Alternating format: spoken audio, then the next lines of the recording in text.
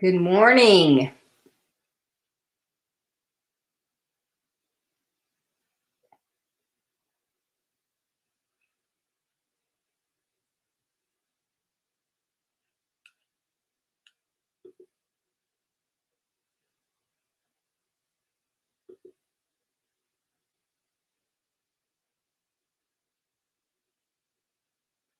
Good morning and welcome to Build Your Best Life with Deborah D. Smith.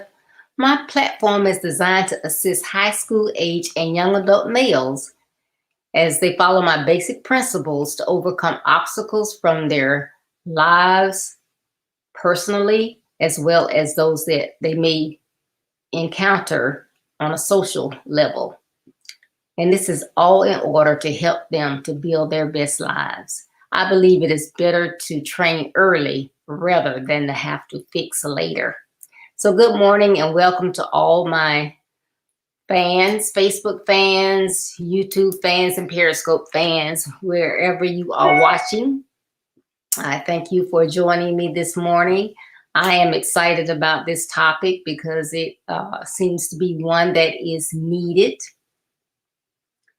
This morning, this month, my theme is Boys to Men Month. So if you have a son, brother, uncle, father, husband, mentor, anyone that you would like to recognize during the month of June here on my social media platform, please send me their information. You can send a paragraph of why you want to honor that person along with their picture, or it can be a picture of them doing something, what you're most proud of, or a picture of yourself along with them.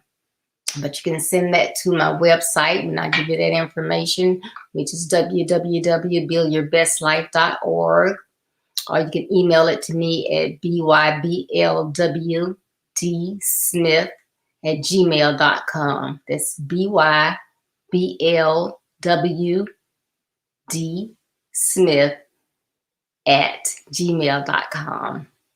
But I would like to honor whomever you would like to honor during this month.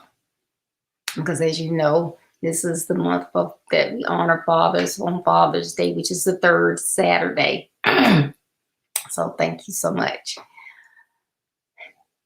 Well, today, the topic that I'm going to discuss is about listening. There are a lot of things that are going on with our young people. Some of them are positive. Some of them are negative. There are a lot of new risky behaviors out.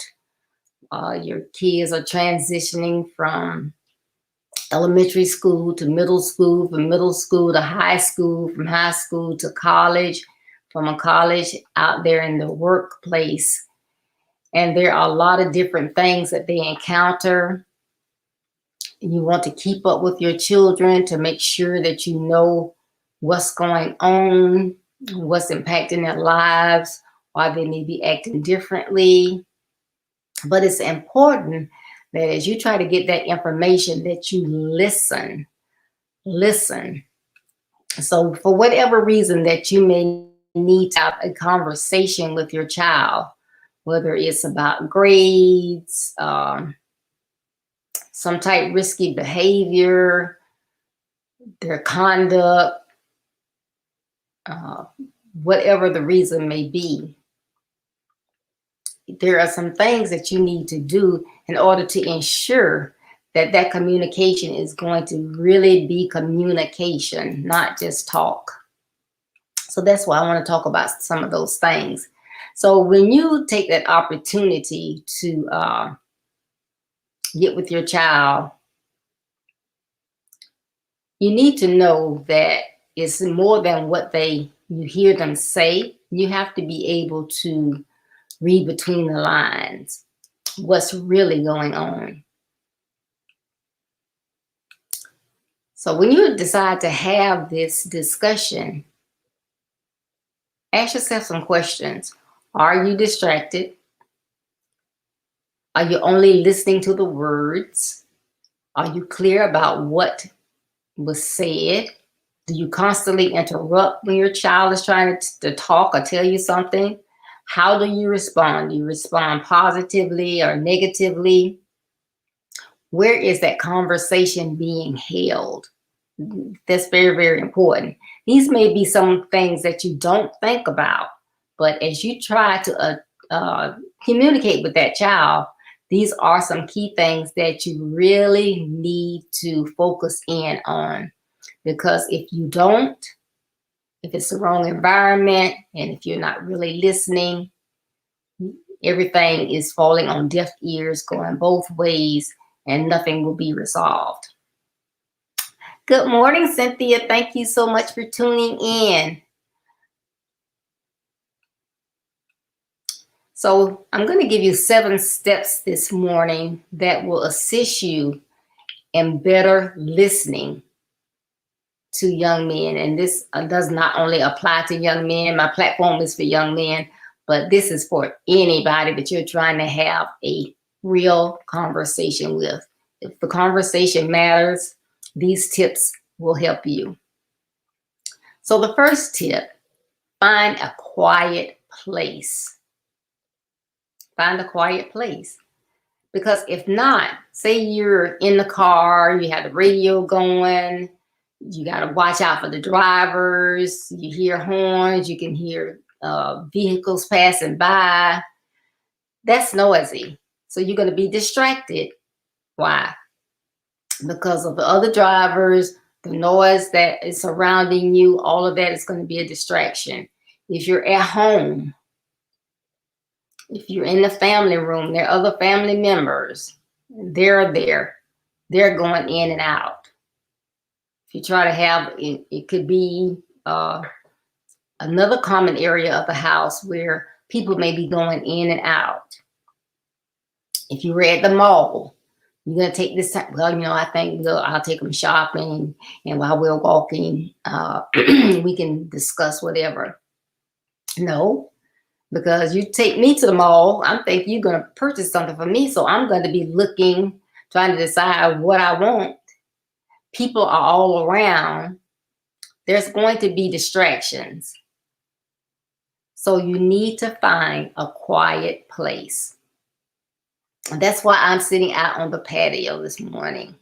It's a quiet place. Everybody else is either asleep or having breakfast, or they're not at home. So it can just be me and the person that I want to communicate with. We're out here. The only sound that we can maybe hear is the flow of the pool. Nice and quiet, nature. No distractions. So that's the first point. Find a quiet place. The second point, and this one is just very, very, very important. It is vital that you put away all electronics.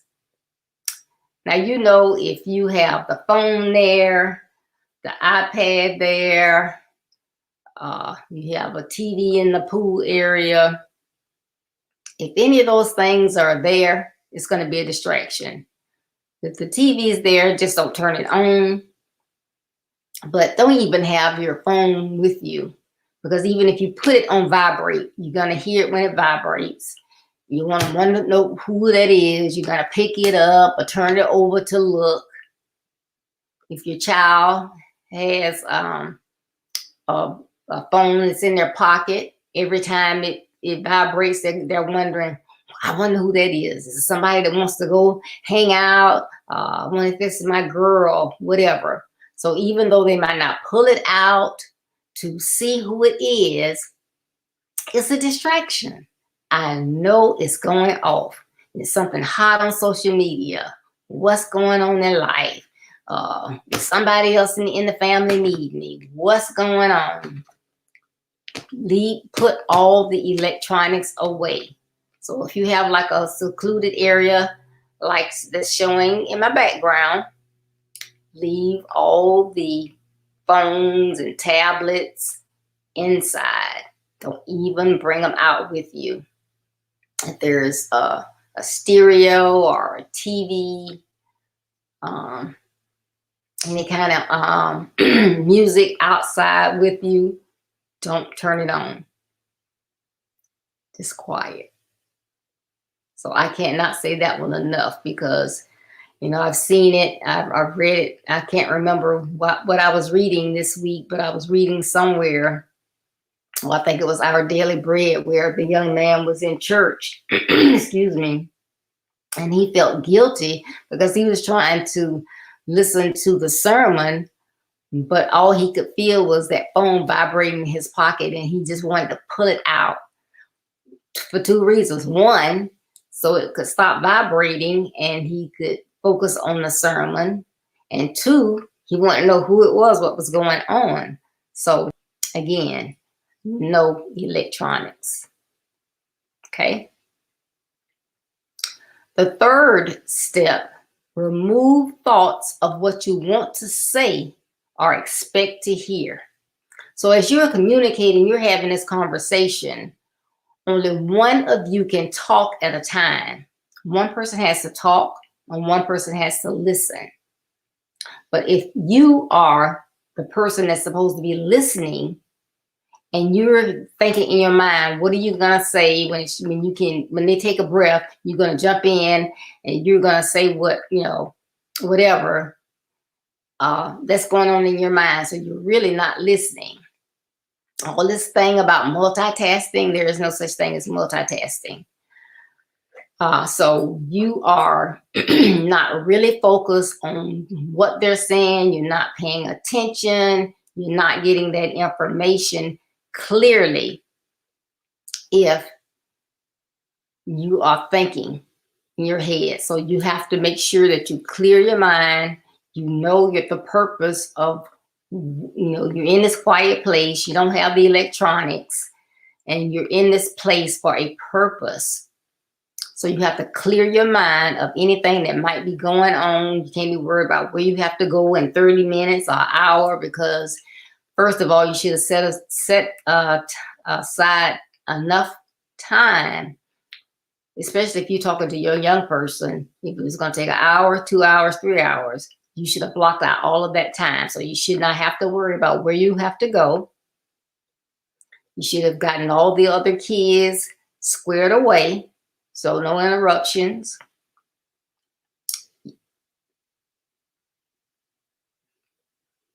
Here, did you hear that? Bet you didn't. That was quiet. That's what you need. You need focus.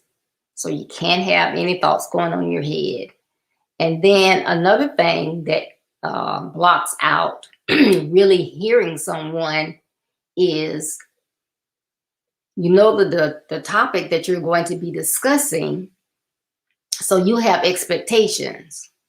So if your child, you just say, for an example, that you're talking about grades, then you're sitting there and you're expecting your child to say things like, my grades weren't their best. I wasn't focused. I'm going to really do better this time. I've decided that I'm going to take a 1 hour break when I come home from school. And then the next 2 or 3 hours are going to only be focused on schoolwork. So you know what you want them to say. So you got that going on in your mind as well. All of those things are distractions.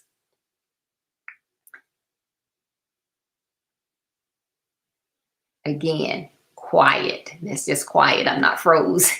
Quiet. Nothing going on in their head. Not trying to think about what you're going to say as soon as you can say it, or what it is that you want to hear your child say. Good morning, Jocelyn. Thanks for tuning in. Glad to have you on this morning.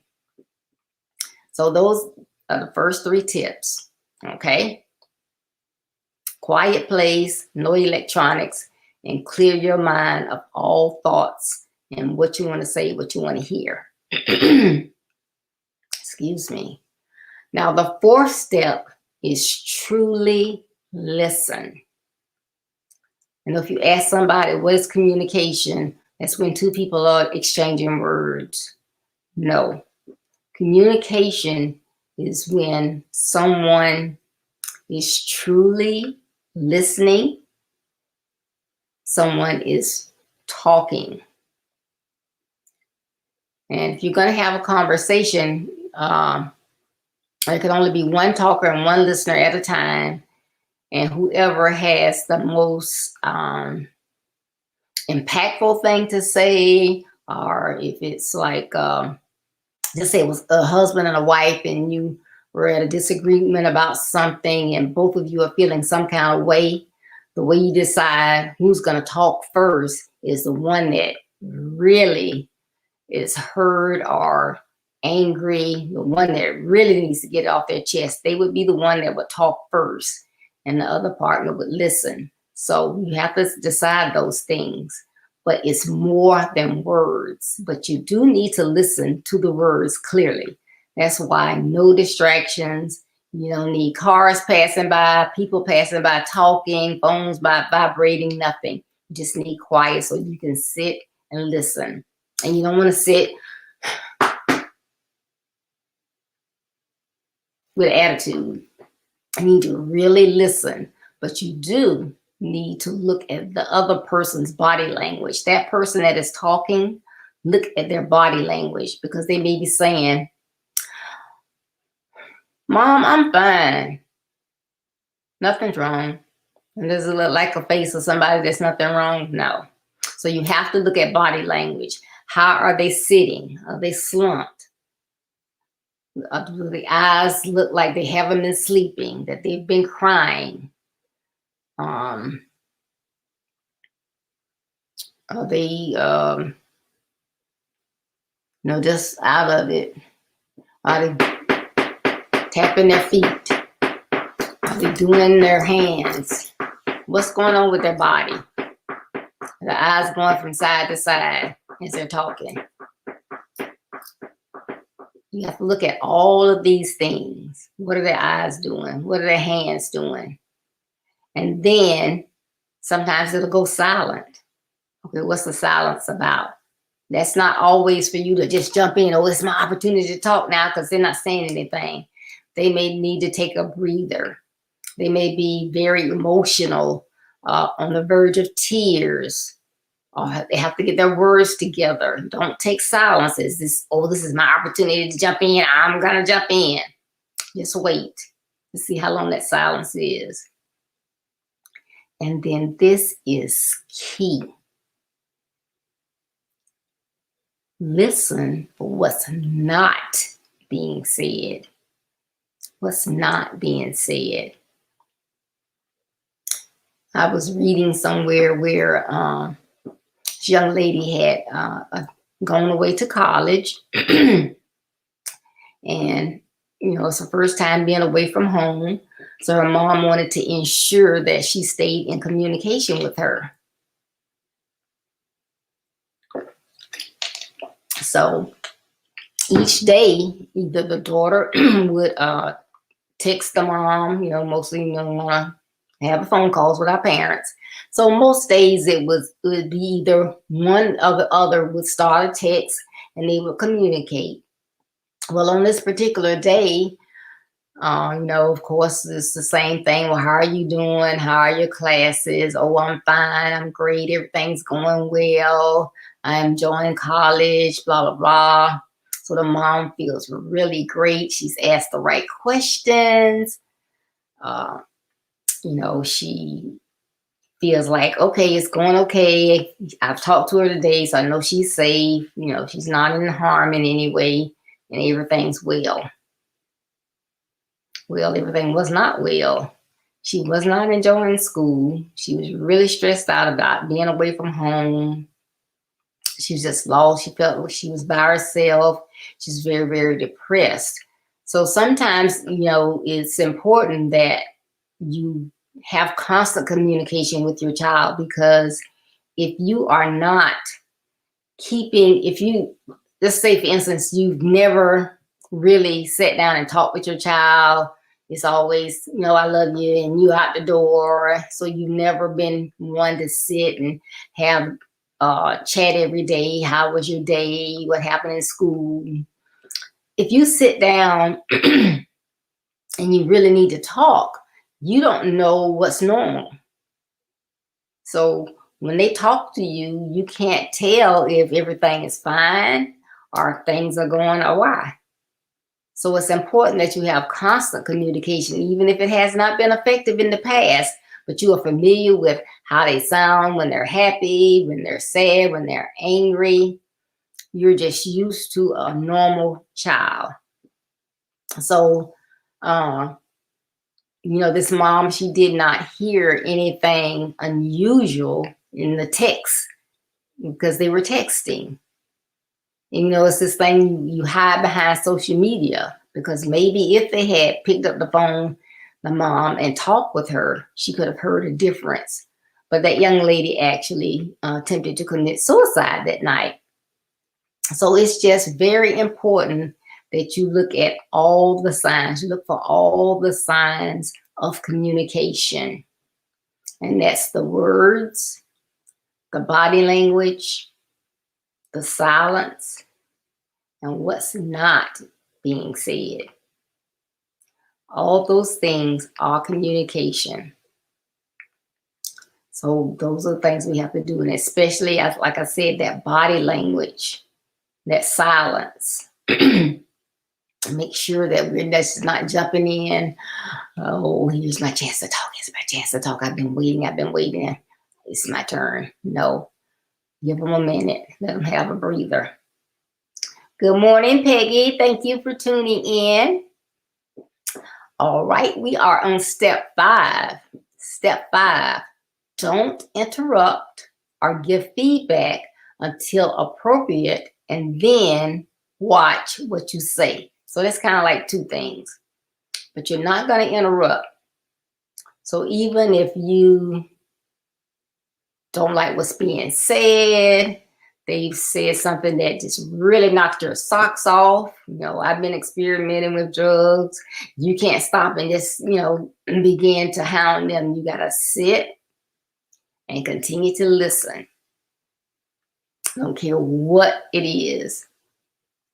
Unless they ask you something, you need to sit there and continue to listen. Because I guess a lot of times, if you're talking and someone interrupts you, you kind of lose your train of thought. So, you really don't want anyone interrupting you. Cynthia says, we as parents get that gut feeling that are usually on point and know when something is not right with our children. Correct. Thank you so much for that, Cynthia. Yes, parents that are keeping in tune with their children, they know when something is out of joint, even when they say, oh, I'm okay, nothing's wrong. You even get that feeling when, it's like you wake up and it's like, hey, something's wrong. God gives us those, that intuition of when things are not going right. Jocelyn says, if they are talking, they will spit it all out if we don't interrupt. I agree. So that is why it is so important not to interrupt. You let them get it out. Here I finally got my nerves up. My parents want to talk with me. I'm going to do this. And then you're trying to talk to them. They're trying to talk to you, and then you interrupt. So listen to these parents. Don't interrupt. Just listen. It might be killing you. You can't, put your hand over your mouth, but bite your tongue if you have to. But don't interrupt. Allow them to get it out. This is what you have been wanting. You want to have this candid, honest, transparent conversation with them. So please don't interrupt. And then, even when it does become, when they're finished, they got it all out, and you've been asking me, that's what's going on, or, well, that's where I am right now. That's what I wanted to talk with you about. So once you know that they're done with their talking and it's your time to talk, Watch what you say. Yes, you are there to guide and lead. You are the parent, but watch your words. You know, even if somebody said, "Oh, I'm pregnant." Well, you're young, you're single, you haven't finished school, but we're going to talk about this. We're going to work through it together. Now, you pregnant? Oh my goodness. I cannot believe this. Because what? They're going to shut down. See, this is why I didn't want to talk. This is exactly why I didn't want to talk. I'm using drugs. I have been preaching to you for 5 years about not getting involved with drugs. Why are you using drugs? Who gave? Was it that boy next door that got you? That's why I didn't want to talk to. No, she was gonna go off the handle. Well, you know, drugs are not good for you at all. There's so many things that can go wrong when you start using drugs. And I'm, you know, sorry to hear that you've gone down that path. I'm sure that there was something going on, and we're going to talk about that and get it out and get, you know, take the steps needed to get this out of your system.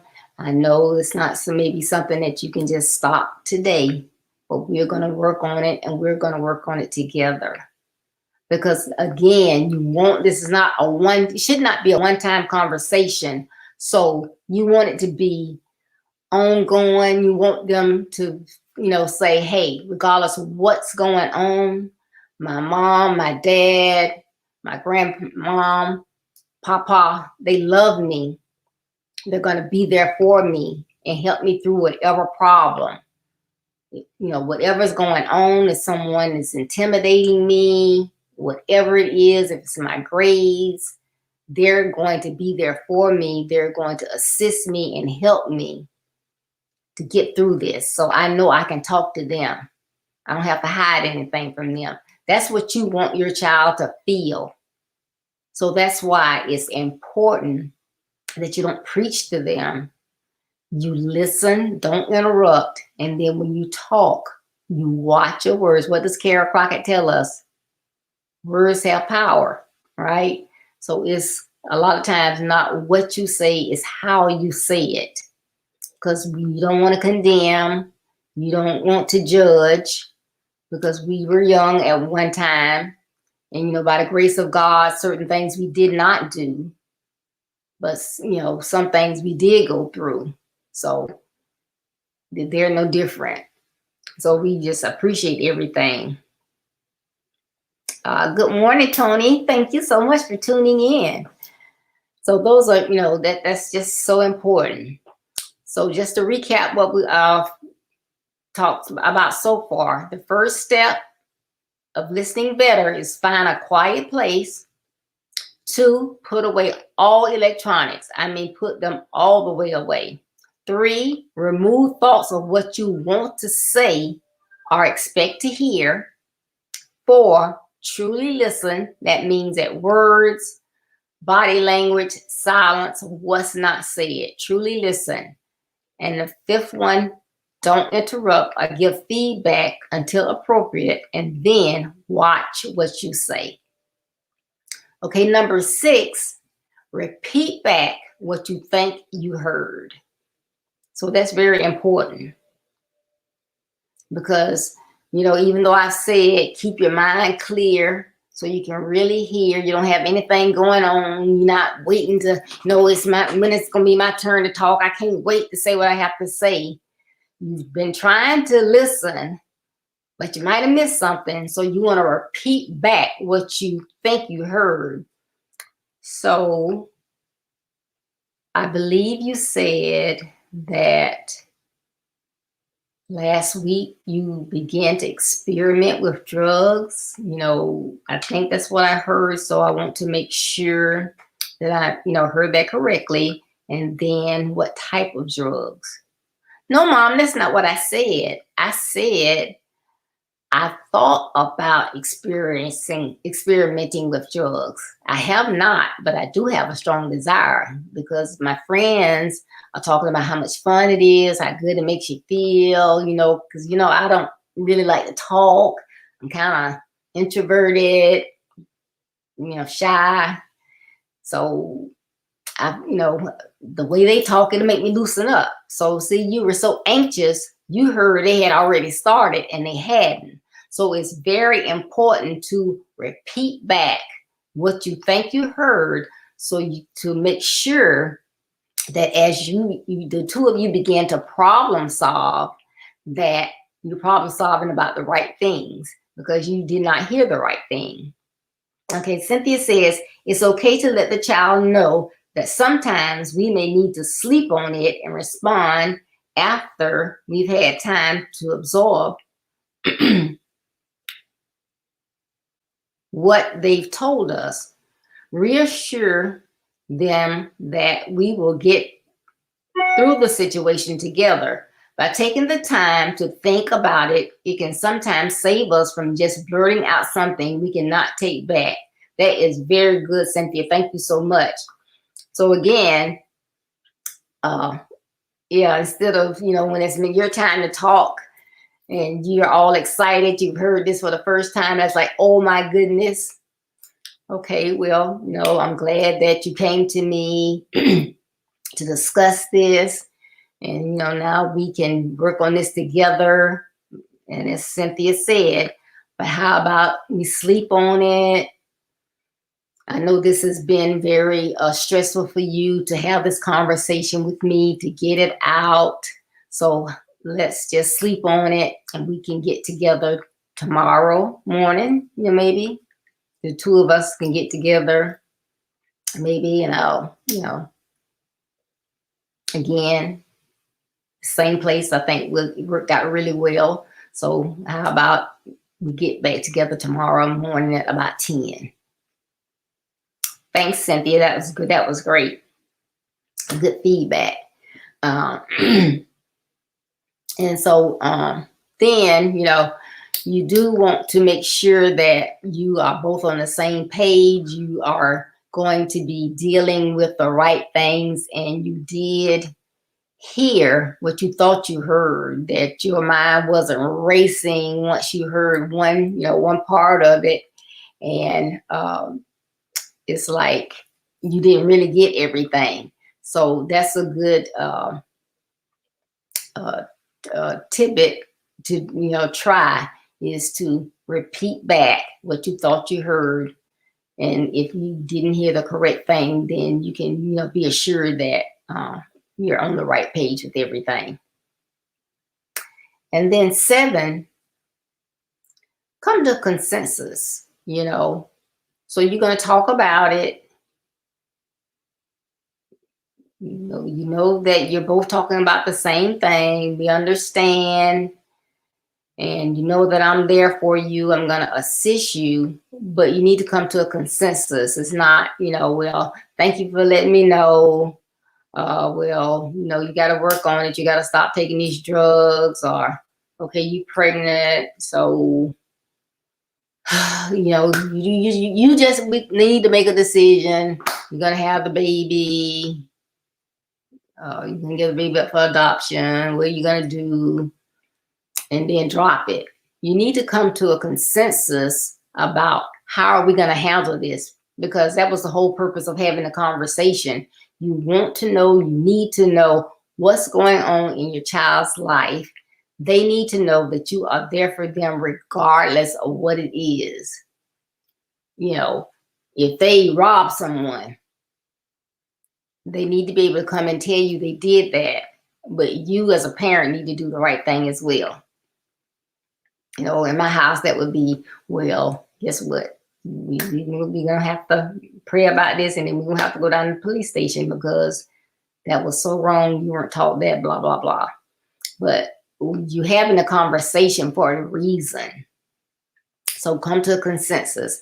And that could be several different things, but it's very, very important not to just leave everything dangling, you know, because it would be like, okay, so I went to my mom, I went to my dad, we talked about it, but I'm confused. You don't need any confusion. So, was it drugs? Was it alcohol abuse? Was it vaping? Uh, is it something that you feel that is beyond your expertise? Do they need additional help? Do they need a counselor? You know, are they very, very depressed? Are they suicidal? Is it to the point where you think, you know, you just talking to them and praying and reading the scriptures is not going to be everything that they need, that they need professional help? You need to go and get that additional help. You know, the May was Mental Health Month. And as African Americans, as males, we think that's taboo, that, you know, we shouldn't talk about mental health issues. We shouldn't get help by, you know, let anyone know, hey, I need help. But if you need help, you need help. I don't care who you are. So that is one thing that we need to step up and begin to do. If we need any type of professional help, your parents need to try to get that help. And one of the things that I talk about often, and I talk about in my book, is that a lot, if not all, insurance, one of the benefits that you have on your job is an employee assistance program. And what that program is that they have individuals that you and your family members can go and speak with, and it's at no cost. And it's just like, I mean, they are professional, but it's just like you would go and pay a professional counselor to talk with you. Everything is confidential. So because if you take your child there, they are a minor, so it may be a little different. No, and I take that back. Now, if they go and speak with that counselor, it's going to be confidential. The only way they're going to break that or whatever is if they feel that you are harmful to that child is harmful to themselves or someone else or something of that nature. But they will attempt to get the help that is needed. Good morning, Carol. Okay, if it's their a subject matter, you know, they're not doing well in math, science, whatever, writing. If that's not something that you think that you can help them with, and Grammarly is great, but if they're really having issues with understanding, you know, not putting prepositions at the end of the sentence, the correct verb usage, the correct punctuation and stuff like that, they may need additional help. If you don't think that you're on a level that you can assist them, you need to find them a tutor or find out at that school if they have that resource. If it's math, I mean, math has changed so much. If you don't think you can help them with their math, I mean, you need to. And if it's at a college, I know most colleges have labs. They have that math lab. They have the writing lab. And they have other tutorials as well. So make sure that they are going to their counselor or just going straight to the lab and signing up and getting that help. If there are not resources, if they're in high school, and if there are not resources at that high school, if that teacher is not offering extra help after school or, you know, setting aside time to help their students, then you have to step up, parent, and get them the help that they need. That's the only way they're going to understand. I know when I started taking my college courses as an adult, me and math were not hitting it. So I had to begin from the bottom and come back up. And I I had a wonderful teacher. I mean, she was brilliant. So I had her through most of it, but I also would go to the labs to get help, and it was really useful. So make sure you do that. Okay, one of the problems might have been that your child, you didn't agree on the curfew. So now you at a point where you've talked about it. You've talked about, well, I'm 30 years older than you. When I was your age, it was 11. So maybe I am being a little rigid. So I'm willing to up an hour. So your new curfew is 12 o'clock. But whatever it is, I'm not willing to change it right now. If you get your grades up, I'll change it. Or when you reach your 16th birthday, 13th birthday, whatever it is, I'll change it, or I'll change it now. But when you get up and you finish with that conversation, your child knows what that curfew is. There's no ifs, ands, or buts about it. You're all on the same page. As a parent, your child had that conversation. That does not mean it was the child that had all the issues. The parent might have had some of the issues. Okay, Carol Crockett says English has so many changes as of now. Yeah, it's tough, those papers. Hey, and they have even changed from, I know APA is a, excuse me, a popular format to use for writing. What is the MPA and APA? And the APA is real popular, especially in college. Well, honey, they have changed APA to the 7th edition. And it's got some changes to it. It is different. And it kind of hairy picking up the different changes. Like, if you're used to, in your references, putting in the name of a book, like my book is Build Your Best Life. So I would have capital B, Build, capital Y, Your, capital B, Best, capital L, Life. Well, with this APA 7th edition, that would be capital B, Build, but Your, Best, and Life would all be lowercase. You don't capitalize that anymore. They got all kinds of changes. So you are right. So right, Carol, that writing is changing as well. And as I was saying, a lot of times the parent may be the cause of some of the stress, some of the issues that are going on. It might be that your child is not, you can't, it's just like adults. You can't talk to everyone the same way. I'm kind of straightforward when I get ready to say something. So I will, say it, but you cannot do that with everyone. Everyone is different. You may have a child, you might be a yeller. Now, with my older child, I mean, I was just a yeller. I just yell. And that wasn't going well with him, but we didn't communicate that. So to this day, I don't care who you are. He doesn't like to be yelled at. He will shut right down. I mean, not even yelled at. He doesn't like you to raise your voice. So, sometimes some of our habits, some of our attributes, things we do negatively impact our children.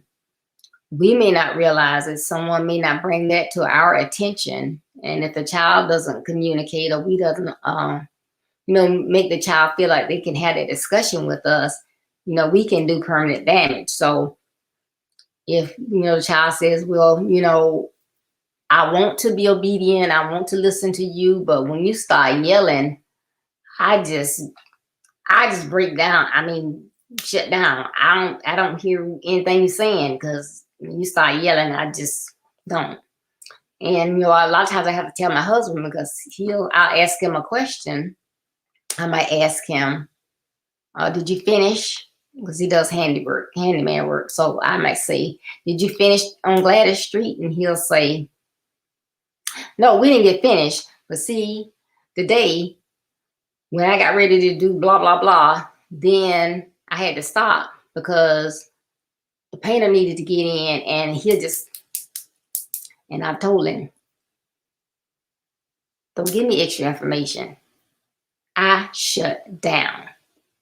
I shut completely down. If I ask you, did y'all get completed on Glad Street? That'll be a yes or no. If you start giving me details, I don't hear anything you say. So people communicating with me, they need to know that, because they might just be rattling on and I'm not hearing. So, but if it's two-way conversation, I mean, you go on and we're communicating, but it's like, if I ask you a question, I just need that information. If I say, you invite me to your house, you invite me to something, and I call you and say, hey, what's the attire?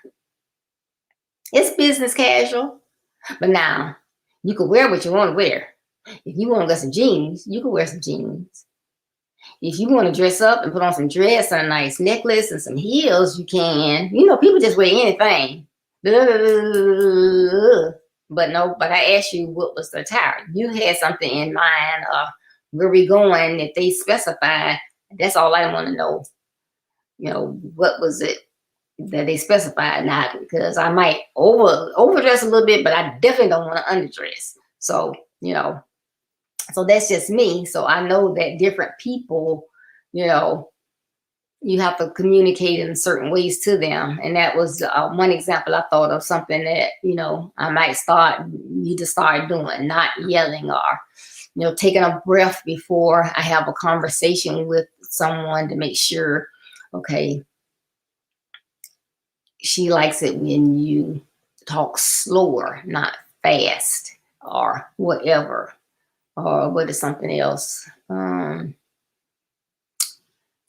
Mom, you'll say, you need to clean up your room. You don't say you got to have your room cleaned up in 30 minutes. But then you keep, every time you pass by the door, you need to get the room clean. When you start cleaning the room up, I don't see anything done.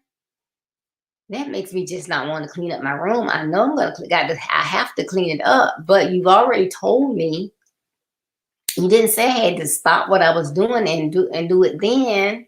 I might have been doing an outline for my report or something, or working on something else. It's not that I'm being disobedient, but you just keep saying it and keep saying it. Well, then I know that's something I need to work on. That's something that I need to start doing. Just say, or stop doing, I guess, to say, this is what you need to do it, have it done by the end of the day and be done with it. And then if they don't have it done by the end of the day, then deal with it.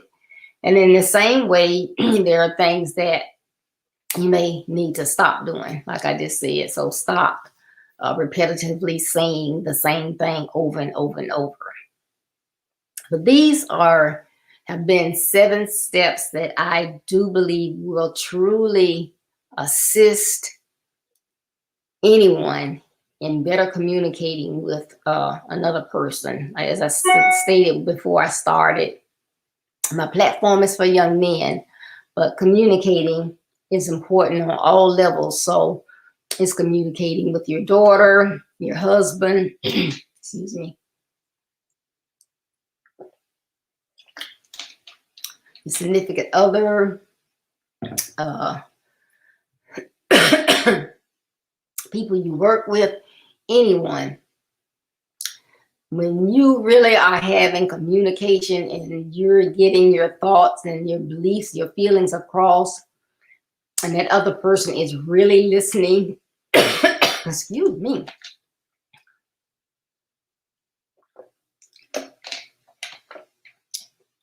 they're really listening and taking in what you're saying. You want to have true communication. I do believe these 7 steps will help you to do a better job at listening. And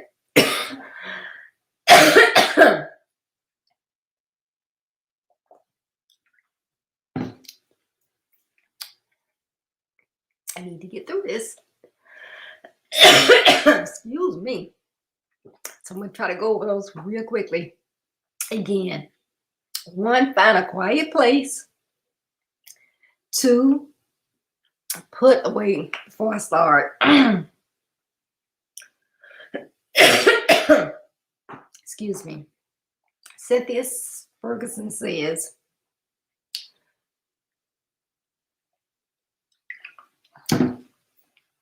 working on communication skills will help with all relationships. Correct. Carol Crockett says, we are still learning how to better communicate. Is so important. Learn repetitive talking. Very good tips. So those 7 tips again.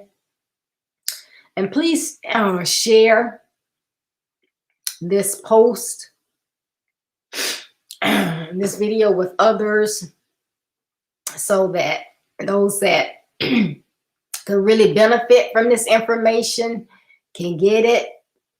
If you know someone, I'd appreciate it if you would share it. And I really appreciate all your comments and your engagement. But those 7 tips again are: 1, find a quiet place. You need to be away from distractions. 2, put away all electronics, and that means don't even have them near you. Have them in another room, because if it's a phone and it's vibrating, it's still gonna distract you. You want to give the person your full attention, and you need their full attention to be able to talk and listen effectively.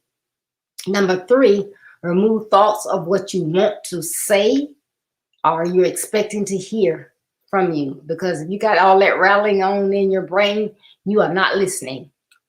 Number 4, truly listen. That means you need to listen to words, that body language, all those nonverbals, even a moment of silence. It's not a time for you to jump in.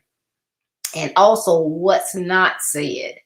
Listen to all of that. Number 5, don't interrupt or give feedback until appropriate. And then when you begin to talk or give feedback, watch what you say. It's not what you say, it's how you say it. You don't want to judge or condemn someone. You're trying to have a conversation, open communication that you want to be ongoing. So you need to watch what you say.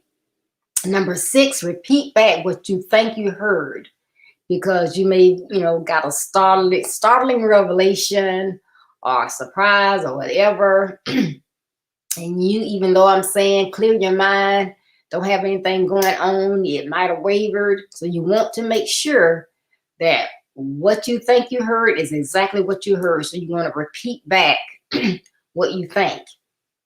And then come to a consensus. But before we come to consensus, as Cynthia suggested, so you had all this going on, you may say, before you come to this consensus, I'm glad we had this opportunity to talk. There's a lot of information. Let's sleep on it, get back together tomorrow and complete this. So we'll be on the same page. I really appreciate having this conversation. But you don't always have to sell everything right then. You can sleep on it, give yourself time to, whew. All right, I had to get that in, had to take a breather.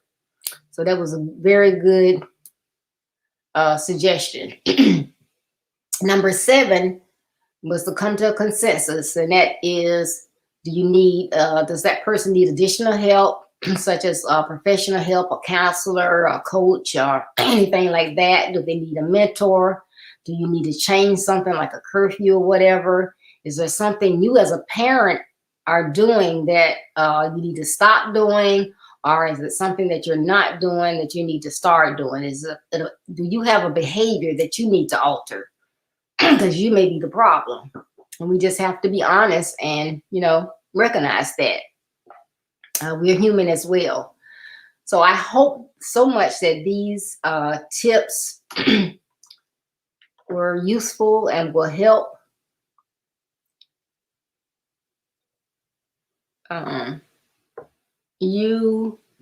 those of your children, family members, other people that you may communicate with. Please, please, please share this with someone that you think would benefit from it. And Carol added, tone is key, and it is. Because if I'm yelling at you, thank you for getting with me, I'm glad you called, blah, blah, blah. You know, I mean, somebody keep trying to call me, I'm sorry. You know, if you, well, I'm glad we had this chance to talk, and, you know, I knew something was going on, and blah, and blah. Really? Are they really glad we talked? So yes, Carol, tone is key. So you want to remember that, because if you're not a pleasant person to communicate with, people don't want to communicate with you.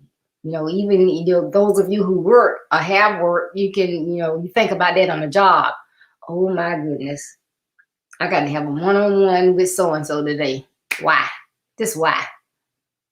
You know, so I hope that these communications tips helped today. And I just want to remind you of the events that I have coming up on Tuesday. It is our educators chat. We have Jackie Roll from the Bahamas with us on Tuesday at 6:30 p.m. Eastern Standard Time. So please tune in if you are available. And then next Saturday, I can't believe it's already here, June 12th from 10 a.m. to 3 p.m. Eastern Standard Time, our Men and Boys Conference. Get ready to be enlightened, educated, and empowered. We have 5 dynamic speakers that are coming before us on Saturday. We have Vito Patrick from the Bahamas at 10 a.m. At 11 a.m., we have Bishop John Guns from Jacksonville, Florida. At noon, we have Santana Johnson from Jacksonville, Florida.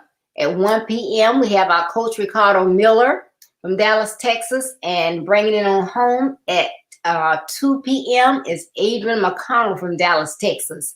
So please share this information, spread the word. It is not just for boys and men. It is for everybody. It's going to be phenomenal. So please, please, please. I know that's a big span, but please tune in and out as you can on next Saturday. It's going to be from 10 a.m. to 3 p.m. Eastern Standard Time. It will be on Facebook, YouTube, and Periscope.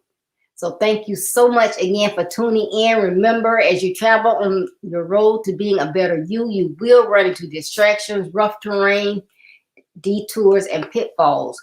Don't let any of these negative aspects of your journey stop you. Though they may slow you down, keep going to be a better you so that you can build your best life. Building your best life is our business. That's not a slogan. It's our commitment. Thank you so much. Have a wonderful, wonderful weekend. I hope to see you Tuesday at 6:30 p.m. and next Saturday. So enjoy your weekend. Love you. Be blessed.